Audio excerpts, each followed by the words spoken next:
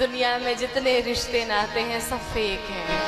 Fake का मतलब समझते हैं ना, सब झूठे हैं। अगर सही रिश्ता है, कोई सच्चा प्रेम अगर कोई करने वाला है तो वो है हमारे ठाकुर जी, हमारे राघव जी। दुनिया से प्रेम करेंगे निराशा मिलेगी, पर ठाकुर जी से आशा करेंगे तो आपकी आशा कभी निराशा में नहीं बदलेगी। इसलिए ठाकुर जी से प्रेम करो। एक छोटी सी बच्ची थी, बहुत प्यारी सी बच्ची थी, ठाकुर जी से बड़ा प्रेम करती थी। उसे विश्वास था कि एक दिन भगवान आएंगे हमारे घर पे। लेकिन उसकी माँ सोचे ये छोटी सी बच्ची है, ऐसे ही कहती है भगवान आएंगे भगवान आएंगे। वो उसकी माँ नहीं मानती थी कि भगवान आएंगे, लेकिन छोटी सी बच्ची को बड़ा विश्वास था कि भगवान जरूर आएंगे, निश्चित आएंगे। अब रोज कहती भगवान कब आएंगे भगवान कब आएंगे भगवान कब आएंगे। तब तक एक दिन अचानक से कोई आया और दरवाजे पर एक चिट्ठी छोड़ गया।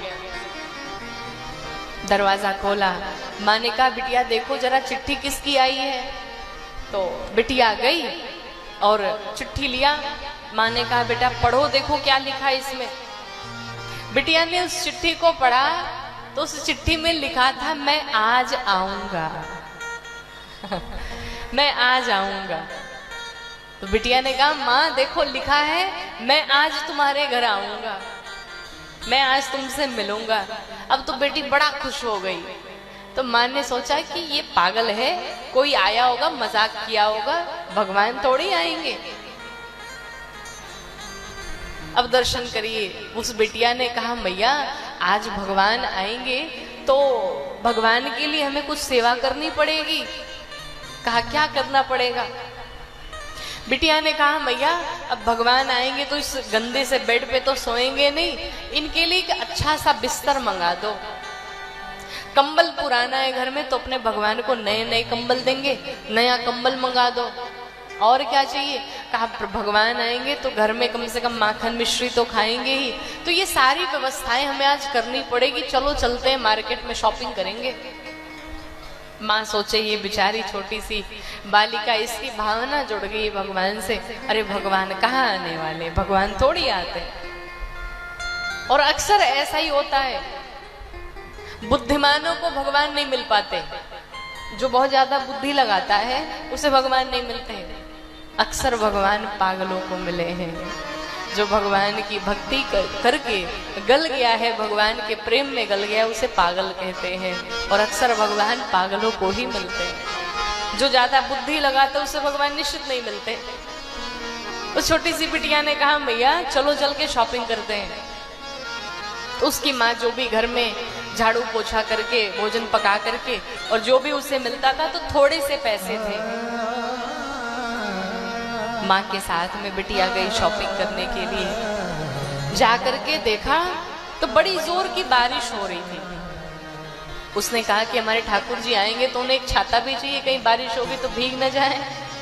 आहा क्या भाव है। बिटिया गई मार्केट में, सबसे पहले बढ़िया कंबल खरीदा, बेडशीट खरीदा नया, माखन खरीदा, फिर छतरी लेकर के आई। ये सारी शॉपिंग करा ली मैया से। पूरी शॉपिंग करने के बाद मात्र 25 पैसे उसके पास बचे थे। तो मैया ने क्या किया कि वो पैसे उसे दे दी। कहा तुझे और कुछ चाहिए तो तू ले लेना, मैं जाती हूँ घर पे कुछ काम है। माँ तो चली गई। रास्ते में ये छोटी सी बच्ची आ रही थी, बैग लिए, सामान भरे, आज हमारे ठाकुर जी आए, आज हमारे ठाकुर जी आएंगे, आएंगे जरूर आएंगे। कैसे होंगे हमारे ठाकुर जी, दिखते कैसे होंगे हमारे ठाकुर जी। तब तक अचानक से जोर की बारिश हो रही थी। अचानक एक आदमी खड़ा दिखाई पड़ा जिसके हाथ में एक छोटी सी बच्ची थी गोद में। अब वो आदमी जोर जोर से रो रहा था, अरे मेरी कोई सहायता करो, मेरी कोई सहायता करो, मेरी कोई सहायता करो, मेरी बिटिया को बड़ी जोर की ठंड लग रही है, बचाओ इसे वरना ये मर जाएगी। तो छोटी सी बच्ची ने देखा जब उस आदमी को, तो इसने सोचा कि ये तो बड़े परेशान लग रहे हैं, बारिश में भीग रहे हैं, छोटी सी बच्ची भीग रही है। चलो ठाकुर जी तो राजा हैं, ठाकुर जी का क्या कहना, वो तो उनके पास बहुत सारे होंगे, उनको मैं बाद में निपट लूंगी, पहले मैं इसकी सहायता कर देती हूँ। उसने क्या किया, उस आदमी को उसने पहले छतरी दे दी, लो भाई छतरी ओढ़ लो, तुम्हें बारिश भीग रहे हो, बच्ची को ठंड ना लगे। कहा मेरी बिटिया को बड़ी ठंड लग रही है। उसने क्या किया, चलो ठाकुर जी की सेवा बाद में होगी, मैं अपना ही कंबल दे दूंगी, यही कंबल मैं इसे दे देती हूँ। उस छोटी सी बच्ची को कंबल दे दिया, सब कुछ दे दिया। उस व्यक्ति ने कहा मेरी बिटिया को बड़ी जोर की भूख लगी है।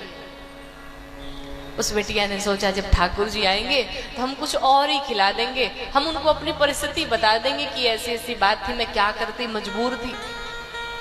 उसने क्या किया, वो माखन भी दे दिया, अपना सब कुछ दे दिया। उस व्यक्ति ने कहा बिटिया देखो इतना तो तुमने किया है, और मुझे दवाई के लिए कुछ पैसे चाहिए, और इसकी दवाई 25 पैसे में मिलेगी। उसके पास 25 पैसे ही पड़े थे। उसने कहा एक काम करो महाराज, आप ही 25 पैसे पकड़ो और जाके इसकी दवाई पहले कराओ। खाली हाथ हो घर लौट आई। जब खाली हाथ घर लौट आई तो मैया ने पूछा अरे तुम्हारा जो सामान था वो कहाँ गया। बिटिया ने सारा वृत्तांत बताया, मैया रास्ते में एक व्यक्ति मिल गए थे, ये स्थिति थी और मैंने वही सब कुछ अपना दे दिया। तो माँ ने कहा पागल हो तुम, अरे बहुत सारे लोगों की सहायता करने के लिए, और तुम तो कह रही तुम्हारे ठाकुर जी आने वाले हैं, तुम उन्हें क्या दोगी। तब तक अचानक से दरवाजे पर कुछ आवाज आई, दरवाजा खोला तो एक चिट्ठी गिरी पड़ी थी। उस चिट्ठी को उठाया, माँ ने कहा बिटिया देखो जरा चिट्ठी पढ़ो, क्या लिखा है चिट्ठी में। जब उस चिट्ठी को उठाया, चिट्ठी को पढ़ा तो चिट्ठी में लिखा था बिटिया तुमने हमारी बड़ी सेवा की, बहुत ही अच्छा माखन खिलाया तुमने। बिटिया मैं आज आकर के तुमसे मिल भी लिया, तुम्हारे कंबल भी ले लिए, तुम्हारे पैसे भी ले लिए, जो जो तुमने मेरे लिए रखा था मैंने सब कुछ ले लिया तुम्हारा। बिटिया रो पड़ी, आंखों से आंसू निकल पड़े, खुश हो गई, लेकिन रोती इसलिए है कि मैं अपने भगवान को पहचान नहीं पाई। दौड़ी भागी माँ के पास गई। माँ ने पूछा क्या हुआ, तुम तो कहती थी ठाकुर जी आएंगे, आए क्यों नहीं। बिटिया ने कहा भैया ठाकुर जी हमारे आए भी थे, हमारा कंबल भी लिए, हमारी मिश्री भी लिए, हमसे पैसे भी लिए, सब कुछ ले लिया जो जो मैंने उनके लिए रखा था, लेकिन मैं अभागन, मैं अपने ठाकुर जी को पहचान नहीं पाई कि उस स्वरूप में मेरे भगवान ही मेरे सामने खड़े थे, मुझसे मिलने के लिए आए थे, लेकिन मैं नहीं भगवान को पहचान पाई। बोलो भक्तवत्सल भगवान। कहने का अर्थ है हर जीव में, हर प्राणी में भगवान का दर्शन करिए। भगवान आपसे साक्षात मिलने नहीं आएंगे, भगवान तो किसी न किसी स्वरूप में आएंगे। ना जाने किस वेश में आपको भगवान नारायण मिल जाए, न जाने किस वेश में आपको भगवान की प्राप्ति हो जाए।